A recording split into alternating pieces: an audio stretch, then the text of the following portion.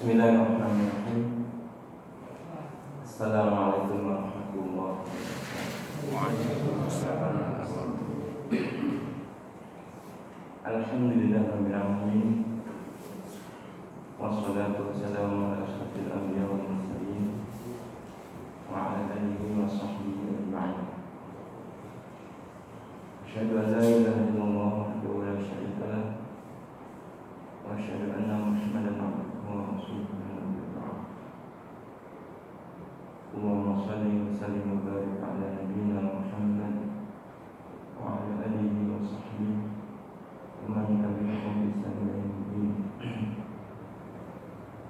Allahumma la sahla illa ma ja'altahu sahla wa anta taj'alul hazna idza syi'ta.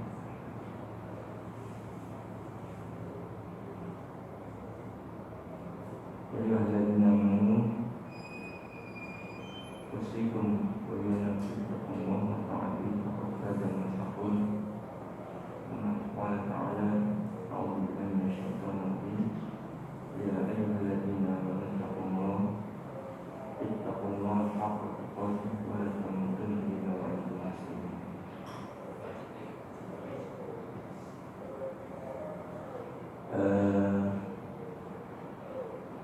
Salam berjumpa kembali. Kita berpisah karena keadaan, karena COVID yang melanda hidup kita dan juga seantero dunia.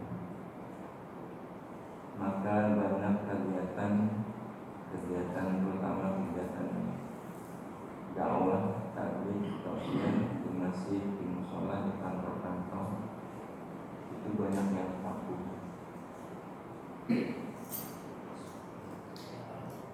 Bahkan ada masjid yang tutup sama sekali.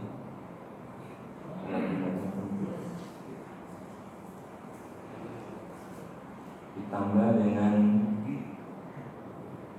kondisi saya yang mengalami sakit hampir setahun ya, sehingga lengkap saya tidak berjumpa dengan jemaah dengan seluruh yang mencintai para guru ini. Saya absen.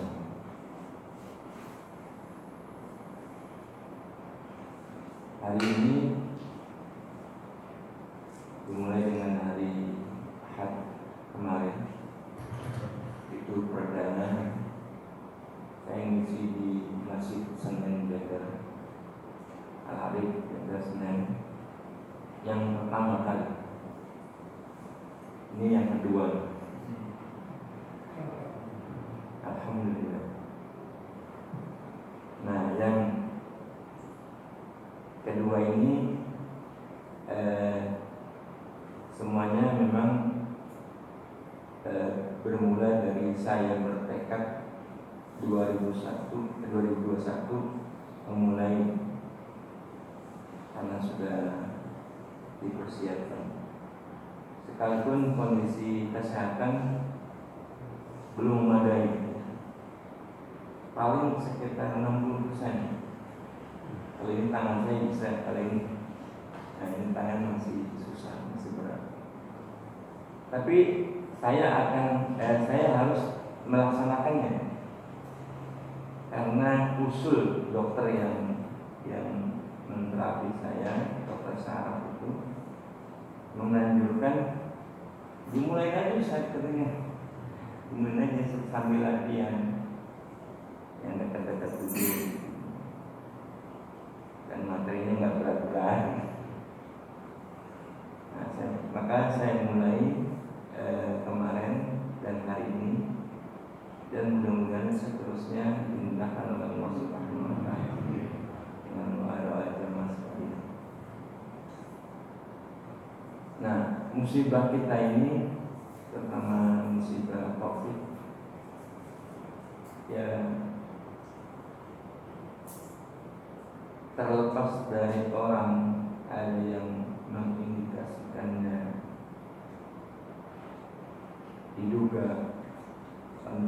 konspirasi, nyatanya banyak dokter yang wafat karena COVID. Mau dibilang tidak konspirasi,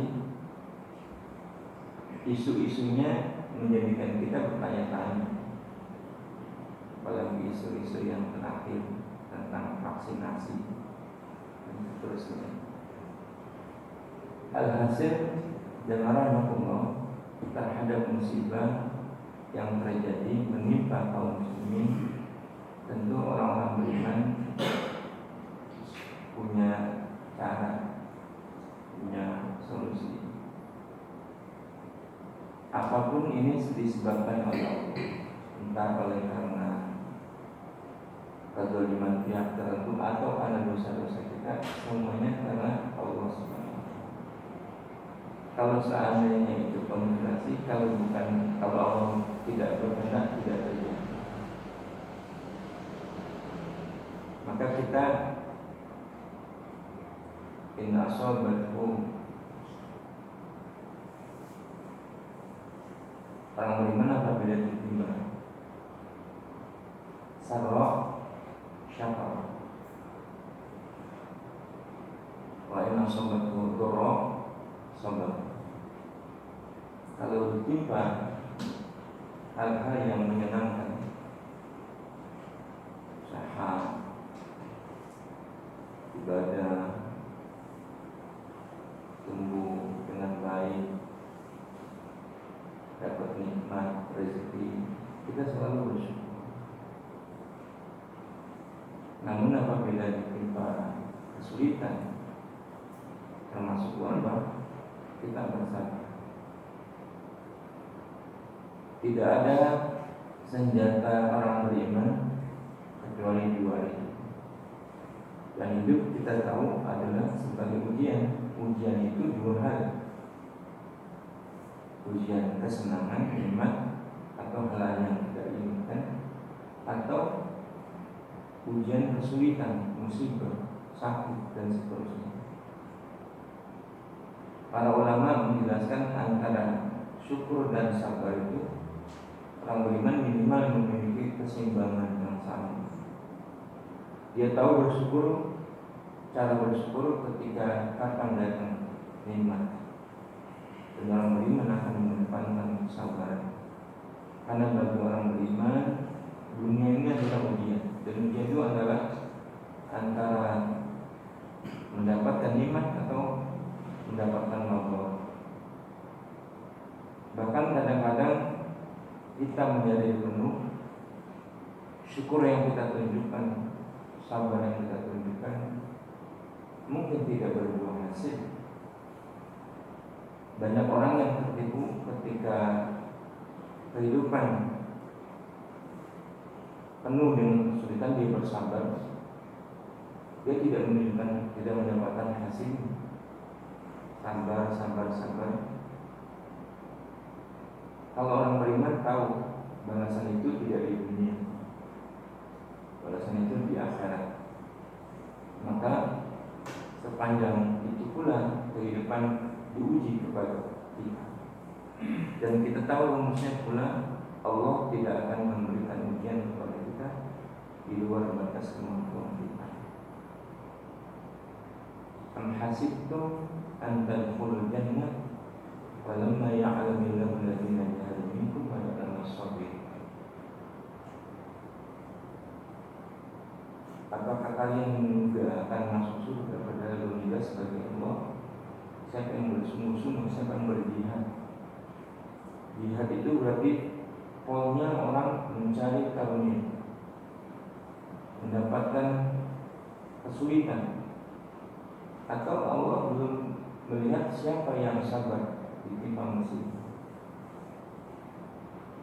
Am hasibtum an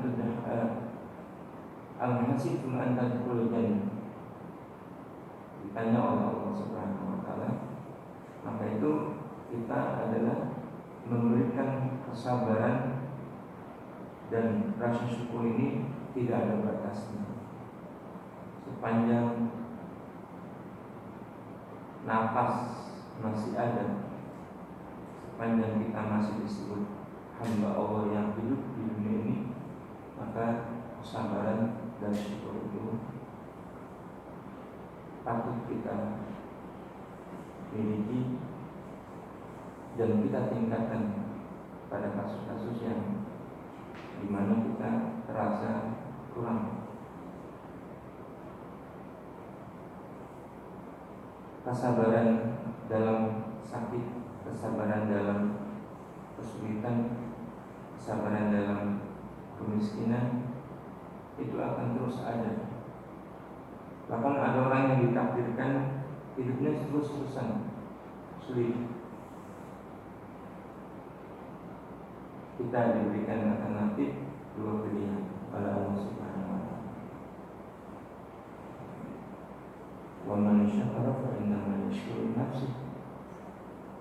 Dan siapa yang bersyukur, sesungguhnya syukur itu kegunaannya untuk diri sendiri. Nah, saya dengan sakit sekarang ini, ya, tutup yang kedua ya. Tutup yang pertama waktu kejadian di sini. Itu banyak sekali mengalami tasawuf, tanya-tanya dalam diri sendiri. Dan saya mengerti betul apa artinya kesabaran. Terkadang tertuak di dalam pikiran ini seperti ujian ini seperti harus saya akhiri, tapi cepat-cepat saya hilangkan perasaan itu di dalam perjalanannya. Padahal nggak lama ya, baru hampir setahun. Itu kadang-kadang timbul perasaan ingin, hampir kata orang itu bisa putus asa gitu. Ini kan nggak boleh. Ya, untungnya saya ingat hal-hal yang seperti ini. Tapi kadang-kadang di luar kontrol, di luar kesadaran itu timbul aja was-was syaitan untuk segera ya semacam suudzon gitu.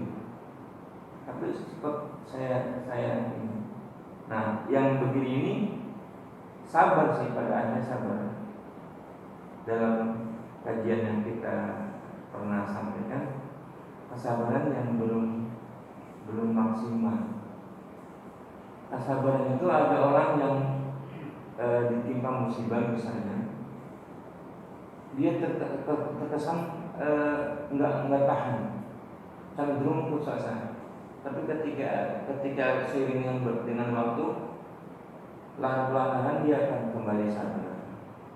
Atau seiring adanya orang yang menasihati, dia akan segera sabar. Nah, sabar yang prima yang diinginkan oleh Allah Subhanahu wa taala, ketika datang ketika musibah itu dia segera sabar. Nah, ini saya merasakan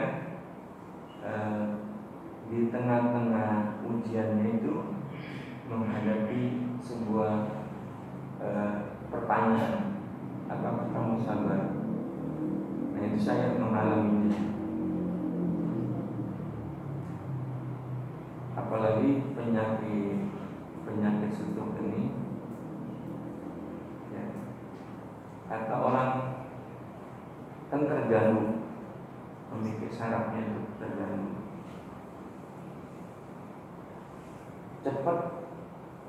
Cepat marah itu. Saya pernah ada kawan saya yang ustadz di profesi, sedang ngajar ngisi sekali, ditimpa sakit stroke. Rumah juga ikut terapi bareng karena yang terapisnya datang ke rumah. Di tengah-tengah itu dia istrinya telepon ke saya. Ustaz, tolong sampaikan suami saya itu di rumah kerjanya malam-malam. Tolong dinasihati.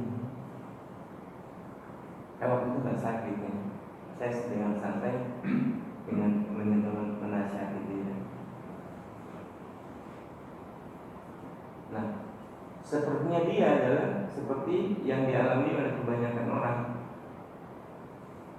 nggak sadar cepat marah itu keluar dengan penyakit stroke yang dihidapnya.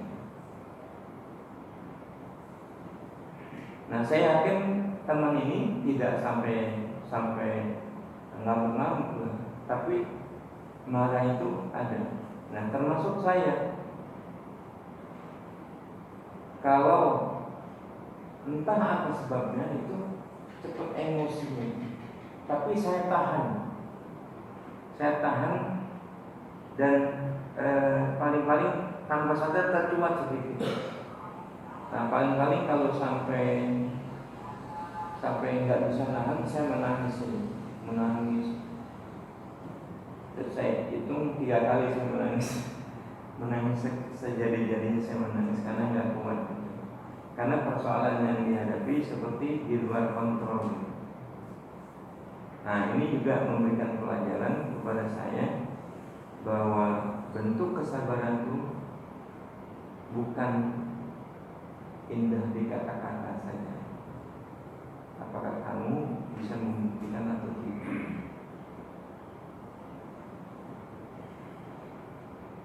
Jemaah yang berbahagia, saya sampaikan ini mungkin ya, suatu saat ada di antara kita yang mengalami hal serupa.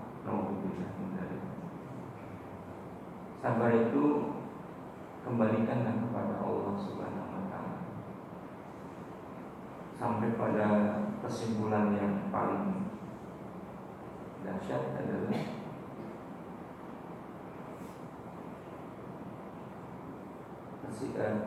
kesimpulannya itu sampai kepada yang paling dahsyat itu adalah kita dimatikan.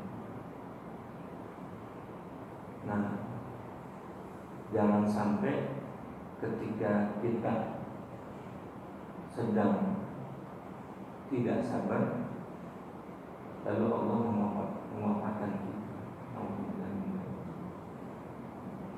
Yang ini yang terus saya ingat, kita kembali lagi kepada Allah.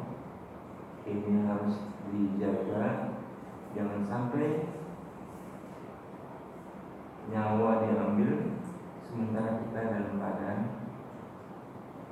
tidak berhasil dalam mengatasi ujian-ujian yang besar. Kita bisa saja sekarang sebagai bagian orang yang rajin ke masjid, sholat di tengah pandemi ini, kita tetap sholat, kita tidak tunjukkan, maka itu mintalah kesolehan ini, amal soleh ini sebagai bagian kita mendapatkan rahmat Allah, mendapatkan tuntunannya Allah Subhanahu wa Ta'ala. Karena bisa jadi amal-amal soleh kita kalau tidak ada kesabaran di dalamnya, apalagi kalau mendapatkan ujian di saat kita mengakhiri kehidupan, kita tidak dalam keadaan kesabaran yang diberikan oleh Allah Subhanahu wa Ta'ala berupa ujian. Maka jangan rahasia, mohon doanya pada jemaah sekalian, mohon doanya saya untuk tetap bisa konsisten, bisa istiqomah, bisa bersabar, dan bisa terus bersama-sama mengkaji ajaran Islam. Amin. Sekarang kita membacakan kitab Tazkirah. Kalau nggak salah kita sudah sampai surga dikelilingi oleh hal-hal yang menyenangkan, yang tidak menyenangkan, sementara neraka dikelilingi berbagai kesenangan. Udah hampir selesai di bab 1 ini.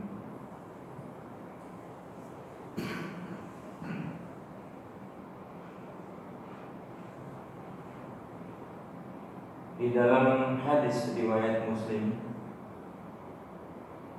Nabi bersabda, "Khuffatil jannatu bil makari wa khuffatin nar bis syahwat." Surga dikelilingi atau diliputi dengan berbagai hal-hal yang tidak menyenangkan,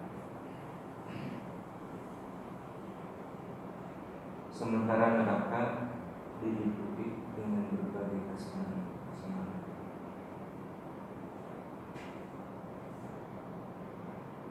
Hadis dari Imam Bukhari dan Imam Tirmidzi, hadisnya sahih. Kalau kita cermati yang perhatian, manusia itu ada akal nurani, ada syahwat. Kalau orang itu tidak terus meningkatkan pengetahuannya tentang agama, yang pengetahuan itu diantaranya adalah ada hal-hal yang tidak selalu bisa diukur, selalu bisa dibenarkan dengan akal, maka kalau dia tidak terus mendalami, bisa jadi yang dominan adalah syahwatnya.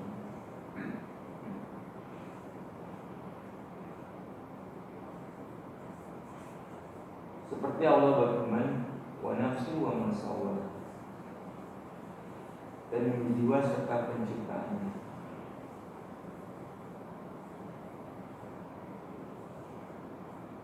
Qad aflaha man zakkaha wa qad khaba man dassaha.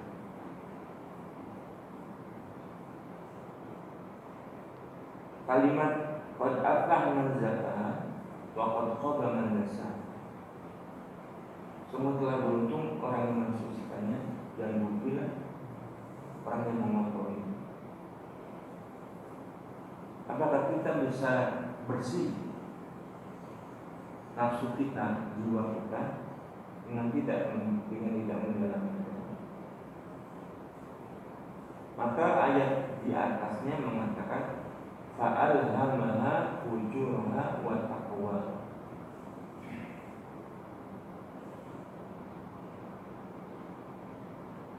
Kami menunjukkan kepadanya dan ilhamkan kepada jiwa itu jalan durhakanya, dan juga kami tunjuki jalan takwa.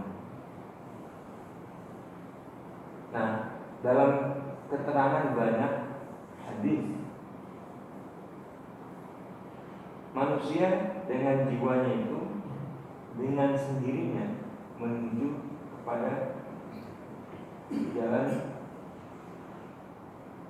fujurnya. Kita bisa umpamakan, misalnya seorang lahir manusia tanpa dibekali agama, itu akan sesat, akan salah, karena tidak tahu yang benar dan salah berdasarkan timbangan wahyu, tidak semata ditinjau dari segi akal. Maka fa'alhamaha fujuraha itu otomatis dia. Namun wa taqwaha, kata yang mensucikan itu Allah yang memberikan. Dengan cara apa Allah memberikannya itu? Dengan cara syariat ini. Syariat ini jalan mensucikan hati. Seperti firman Allah di dalam surat An-Nur ayat 20. A'udzu billahi minasyaitonir rajim. Ya ayyuhan nas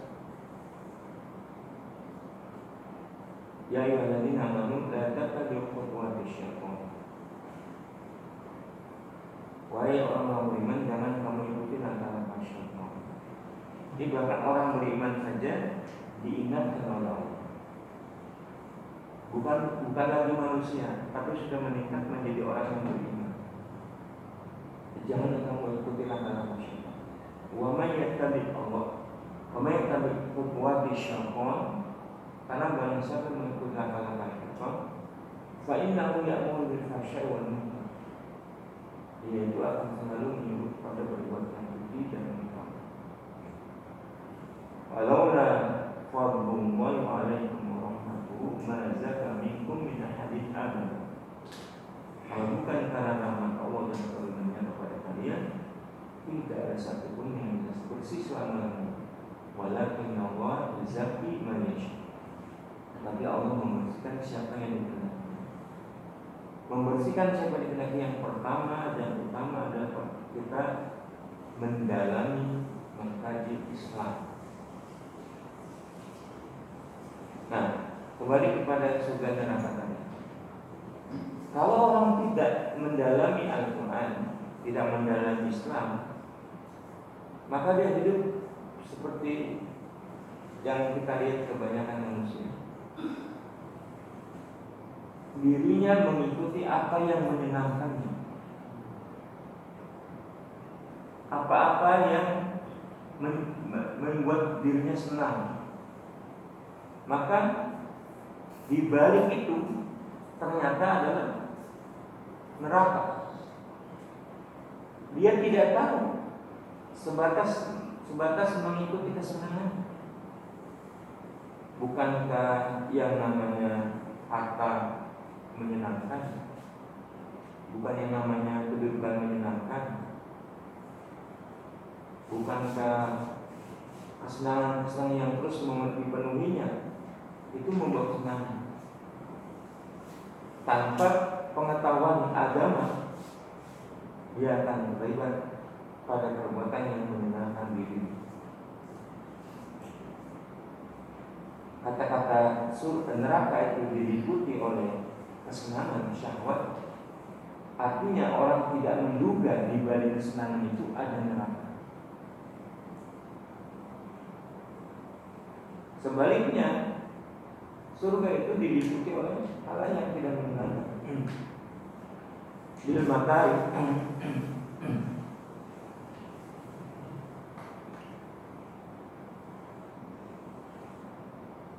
kita wudhu di masa yang ini itu menyulitnya. Jalan ke masjid itu tidak menyenangkan. Berbuat kebaikan itu sungguh tidak menyenangkan. Dan yang berbau nilai-nilai surgawi itu selalu tidak menyenangkan. Sampai kepada puncaknya adalah menahan kesabaran, menahan kesulitan dengan kesabaran, menahan sakit badan dengan kesabaran, berupa musibah. Bahkan yang puncaknya itu adalah menahan penderitaan di dalam berjuang. Itu adalah kesulitan.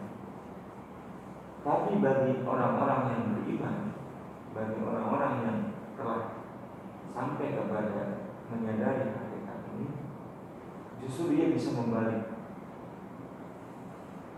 Membalik yang tidak menyenangkan itu jadi menyenangkan, yang menyenangkan itu jadi tidak menyenangkan. Maka orang-orang beriman dalam batas-batas tertentu dilihat oleh orang-orang yang tidak mengerti, oleh orang-orang kafir, itu langkah hidupnya aneh. Langkah hidupnya aneh. Coba saja misalnya, ketika kita harus dalam timbangan sederhana, kita harus bangun subuh, wudhu, ke masjid. Itu bagi orang awam yang kalau tidak bukan orang sini, bagi orang-orang yang kafir itu masalah. Seperti orang, ada cerita dari orang Jepang, orang Korea, teman-teman yang pernah ke sana merasa ketika dia sholat, kamu mengerjakan apa, kamu nggak berguna sama sekali, kamu tidak buang-buang waktu.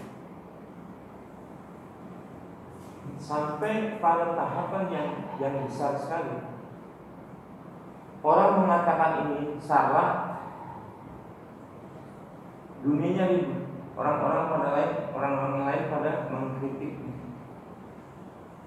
Nah, Allah menjelaskan perkara-perkara itu untuk dipahami. Maka orang beriman dengan memahami Islam itu jadi paham bahwa di balik ini semuanya ada kebaikan. Sementara orang-orang yang munafik, yang kafir tidak mengerti sama sekali. Maka ada ayat yang sangat terkenal, wa idza qila lahum la tufsidu fil ardh. Kalau dikatakan kepada mereka, jangan kamu membuat kerusakan di muka bumi. Kerusakan apa itu? Orang-orang munafik akan berkata, nahnu muslihun. Karena nggak pahamnya, karena nggak paham yang hakiki. Dalam hal ini, sebagaimana sabda Nabi di akhir zaman itu, yang hak jadi tampak batil, yang batil jadi tampak hak. Orang-orang munafik pun pada zaman Rasulullah SAW tidak mengerti makna kerusakan yang ditimbulkan, sehingga mereka mengatakan kalau nahnu muslihun ala innahum mufsidun wa la yuslihun. Kalian mereka benar-benar berbuat kerusakan, tetapi mereka tidak menyadari. Nah, tidak menyadari karena tidak melihat substansi hidup ini. Hidup ini zaman berbahagia adalah hidup dengan skenario Allah Subhanahu wa taala. Islam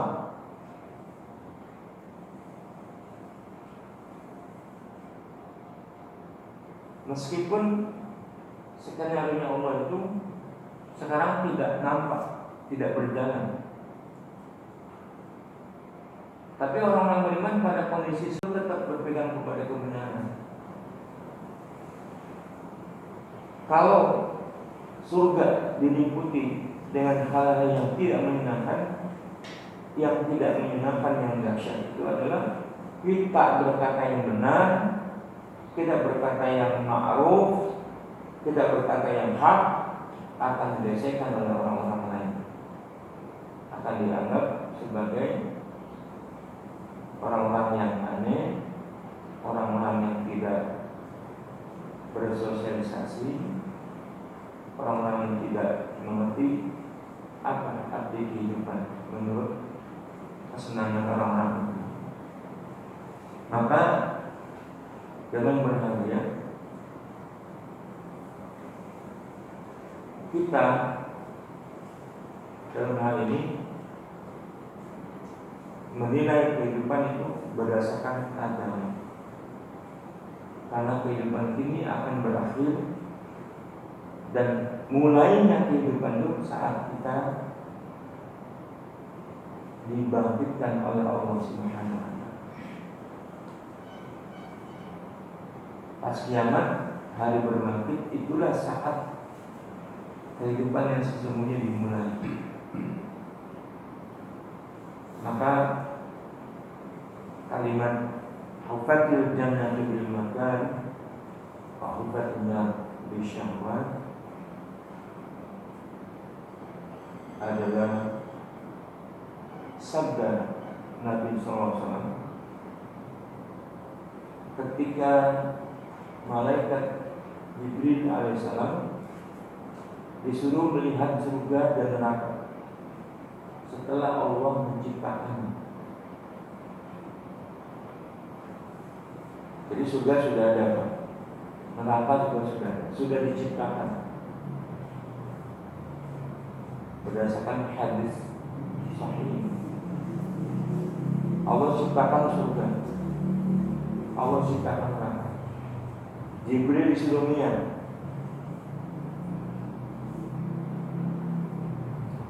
Maka Jibril masuk, kemudian kembali menghadap Allah dan Jibril berkata, demi kemuliaan-Mu ya Allah, tidak ada orang yang mendengarnya kecuali akan mencoba memasuki. Kemudian disuruh balik lagi ke surga itu dilihat, sementara sebelumnya Allah sudah menghiasinya dengan matahari, dengan hal yang secara syahwat tidak menyenangkan. Maka Jibril berbalik dan berkata kepada Allah, demi kemuliaan Allah, aku khawatir orang tidak ada yang memasuki.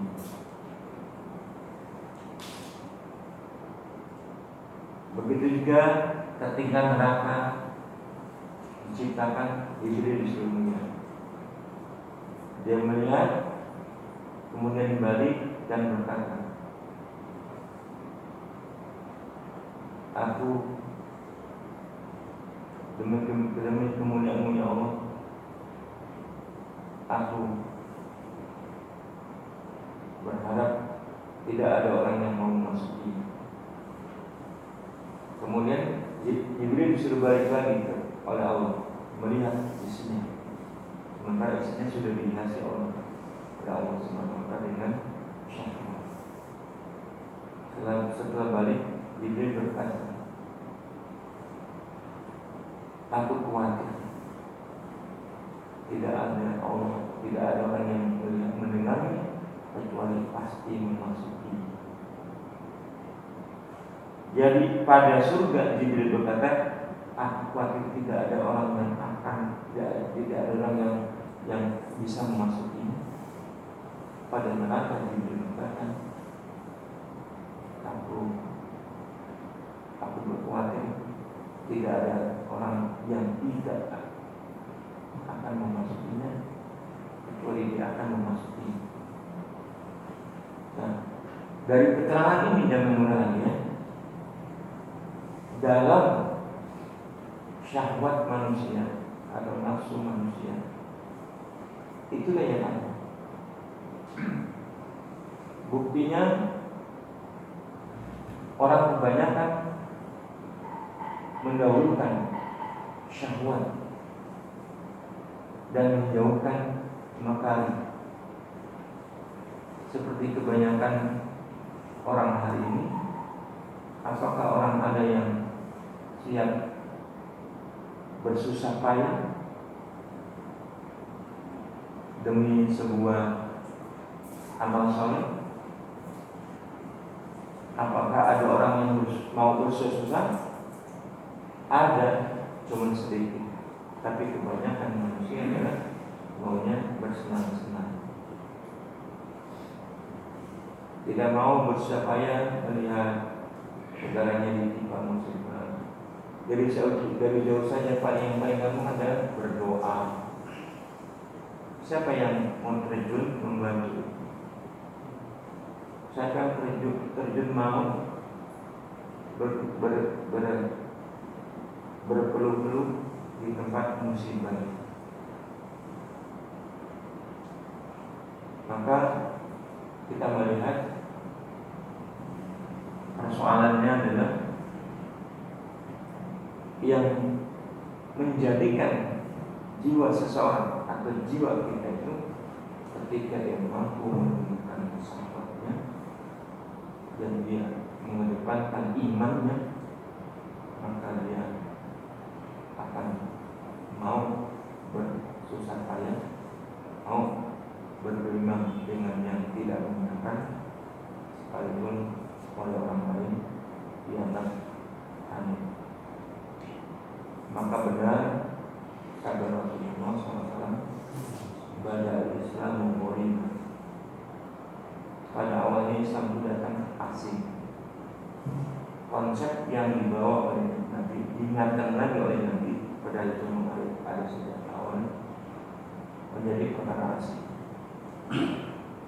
Dengan beriman kepada Nabi, para sahabat tingkah lakunya, pergaulannya, hubungannya dengan sesama manusia dianggap aneh.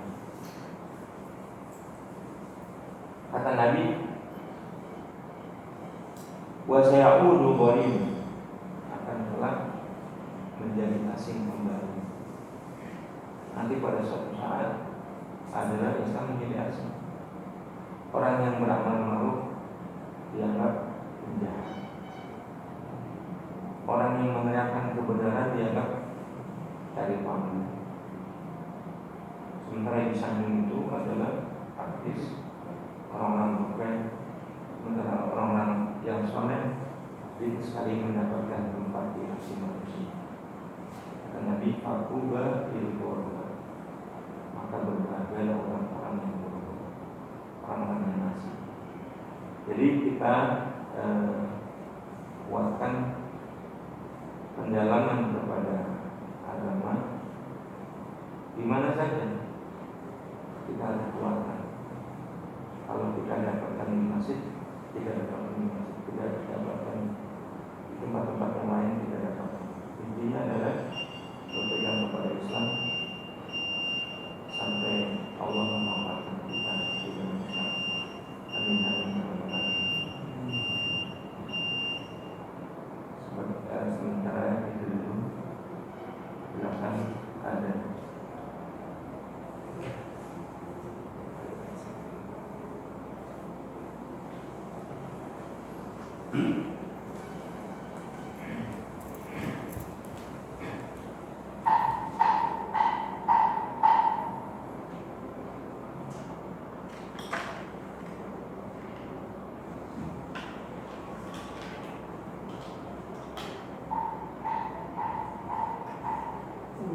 Allahu Akbar, Allahu Akbar, Allahu Akbar, Allahu Akbar. Asyhadu an la ilaha illallah.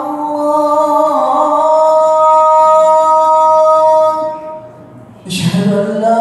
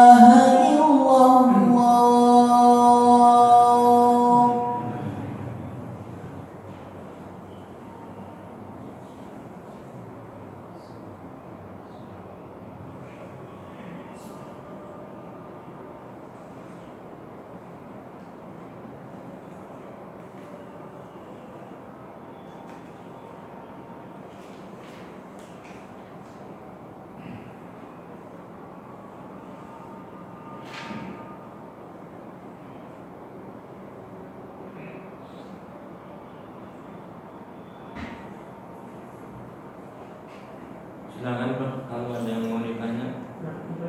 Ngobrol aja.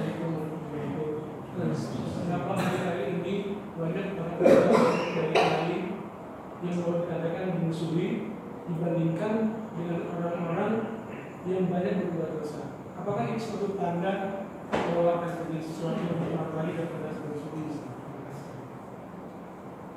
Iya, tanda-tanda zaman itu ada sepanjang zamannya. Pada saat Islam datang, maka perbuatan seperti tidak menjaga kehormatan itu dianggap biasa. Perbuatan melecehkan wanita itu biasa. Ketika Islam datang itu kemudian dilarang, maka Nabi seruannya dianggap aneh. Jadi ditentang oleh masyarakat karena budaya tadi sudah mengakar. Bahkan suatu kelebihan atau kebanggaan kalau orang bisa memperbudak manusia. Ketika Islam datang dan berkuasa itu terbalik. Orang semuanya pola pikirnya Islami, kehidupannya Islami. Bahkan sedikit saja yang melanggar dari segi etika, segi adab itu banyak orang yang menentang, sehingga orang untuk berbuat keliru di dunia yang berlaku kebenaran nggak berani, sehingga ada orang yang terpaksa soleh ikut-ikutan, lama-lama jadi baik. Nah, kemudian ketika Islam sudah menurun, mulai lagi kendor sampai pada akhirnya orang yang berbuat baik disalahkan, yang berbuat salah dibenarkan. Itu akan terjadi, kata Nabi, akan datang suatu zaman yang batil jadi hak, yang hak jadi batil. Kamu melihat kemungkaran jadi ma'ruf, ma'ruf jadi mungkar. Nah, apakah sekarang sudah terjadi? Barangkali sudah terjadi. Seperti sekarang misalnya orang menganggap bukan suatu yang aneh lagi.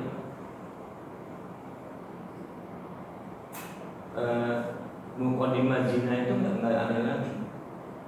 Coba 30 tahun lalu anak gadis kita misalnya, orang perempuan gadis, nggak ada yang pakai baju sembarangan. Tapi seiring dengan perkembangan zaman, maka orang biasa saja.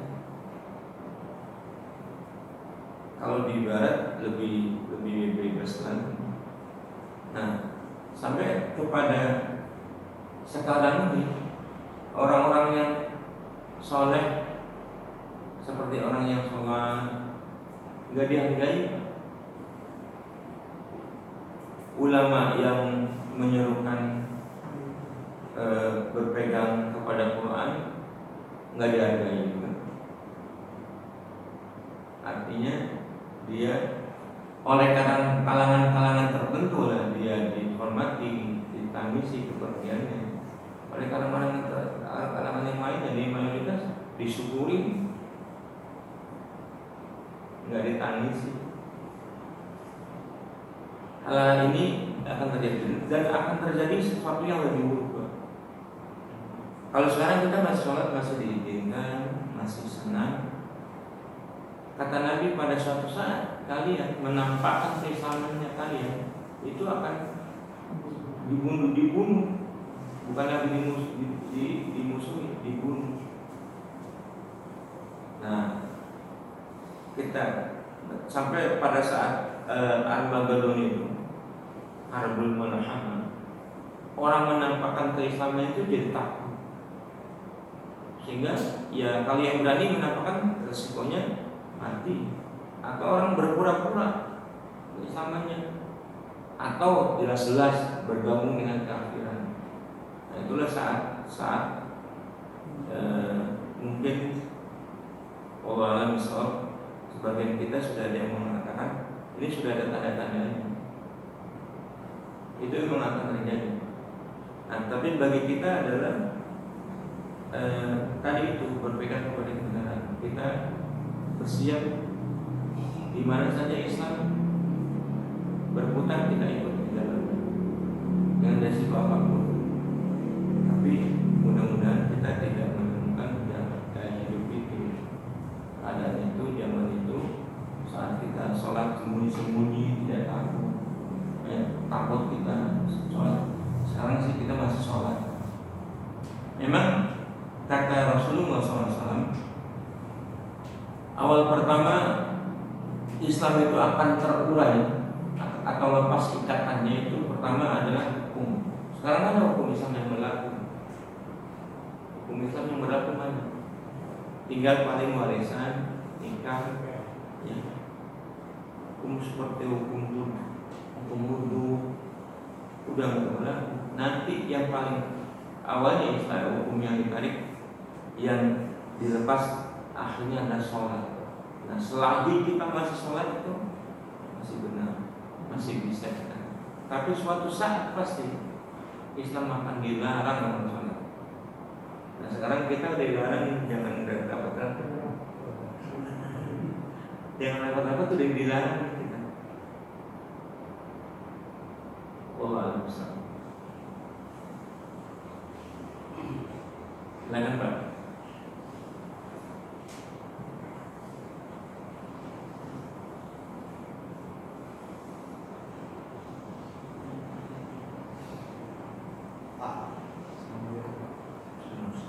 Beberapa waktu terakhir Pak, saya banyak mendengar juga. Jadi mengenai malam ini Bapak utarakan tentang sabar ya Pak ya, terkait dengan kondisi Bapak beberapa waktu sakit. Nah, saya juga jadi menyikapinya dengan melihat kalau dalam konteks yang terkini gitu Pak ya. Jadi ketika kita ditindas umat Islam, ketika kita mungkin rumah kita sendiri terganggu, tapi kita diminta untuk sabar aja, biar Allah nanti yang ada paham yang seperti itu gitu Pak. Saya ketika mendengar paham seperti itu jadi agak kurang nyaman gitu, karena di mana logikanya kita harus sabar, tapi di satu sisi sebetulnya ada tindakan yang secara individu atau secara komunitas itu bisa dilakukan dengan baik gitu, kompak misalnya salah satunya gitu. Atau misalnya ketika rumah kita terganggu, kita bisa ambil tindakan, mungkin aturan main yang baik itu bagaimana. Tapi ada juga yang mengatakan kepada saya, udah kalau memang itu mungkin dalam bentuk kezaliman yang belum bisa diluruskan, sabar aja, nanti juga ada waktunya. Nah itu saya pribadi itu agak kesal dengan omongan seperti itu. Tapi menurut pendapat Bapak bagaimana? Iya, kesabaran itu kita menghadapi musibah, menghadapi hal-hal yang menyulitkan. Jadi ada dua. Ketika mendapatkan hal-hal yang di luar diri kita, di luar kontrol kita, termasuk alamnya, seperti sakit, bencana, itu kita sabar. Tapi ada yang mudarat yang ditimbulkan oleh manusia lain. Nah, mudarat yang dibuat oleh manusia lain, kalau dia berbuat zalim, juga ada dua pilihan. Kalau kita tidak mampu, ya kita sabar saja.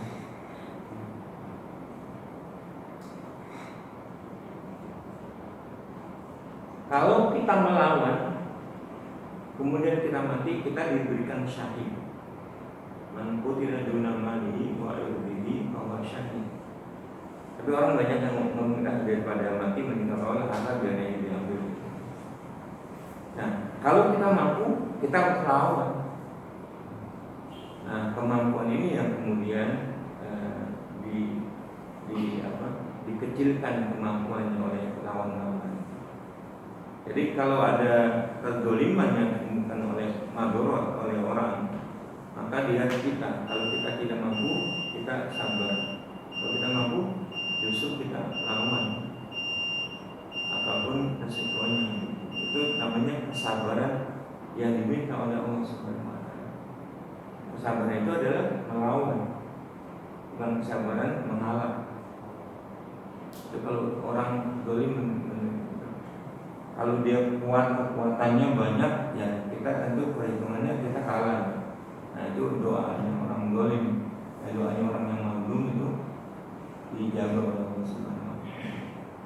Jadi Kalau yang menimpakan motor kepada kita orang itu lihat kemampuan kita. Dan kalau kita tidak mampu kan melawan juga, taruhannya kita kalau melawan terus kita kalah, kita mati syahid. Kalau kita mampu, kita nggak ada cerita untuk tidak melawan. Seperti misalnya 1 lawan 1 garong masuk ke rumah kita, nyawa atau harta, atau nyawa atau kehormatan kita. Kalau kita mampu kita lawan. Apalagi kita lebih kuat, ya lawan. Gak boleh pasrah di situ. Pasrah itu namanya kita menyerahkan harta titipan Allah kepada orang lain yang tidak berhak. Kalau mampu tapi kasus yang Bapak utarakan, mampu tapi ingat anak-anak gitu, mengira aku ngalah gitu. Itu termasuk sabar yang diperbolehkan Pak? Itu kalau begitu kita boleh saja, boleh. Tapi tetap kita tidak salah untuk sabar itu boleh. Kalau kita melawan itu kita lebih berat lagi. Sebab anak itu kan yang menanggung Allah. Kalau kita Bukan sabar yang artinya kita terima total ya Pak ya? enggak. Kalau yang terima total itu yang mendapatkan musibah datangnya dari Allah, Seperti sakit, kejadian alam. Jadi kalau misalnya ada gangguan misalnya di masjid ini Pak, itu harus kita lawan Pak ya? Iya, kalau dibelakangnya manusia. Maksudnya bukan dilawan secara fisik tapi harus diatur-aturain gitu. Seperti melawan kezaliman, tindakan kezaliman, kita menggalang kekuatan yang masih mungkin. Kalau seandainya orang Islam udah ada yang berani, kalau memang kita itu melawan sendiri nggak apa-apa, tapi resikonya kita tahu. Rugi sendiri Ya, nggak rugi. Orang yang harus sabar nggak rugi. Resikonya tanggung sendiri.